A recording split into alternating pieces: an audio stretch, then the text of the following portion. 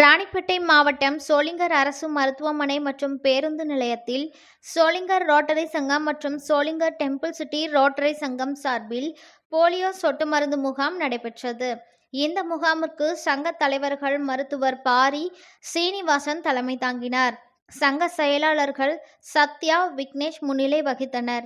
இந்த நிகழ்ச்சிக்கு சிறப்பு அழைப்பாளராக சோளிங்கர் போலியோ ஒழிப்பு சேர்மன் கோபால், உதவி ஆளுநர் சக்கரவர்த்தி, மாவட்ட போலியோ ஒழிப்பு தலைவர் ராஜேந்திர பிரசாத் ஆகியோர் கலந்து கொண்டு போலியோ இல்லாத உலகம் உருவாக்க குழந்தைகளுக்கு போலியோ சொட்டு மருந்து வழங்கினார்கள்.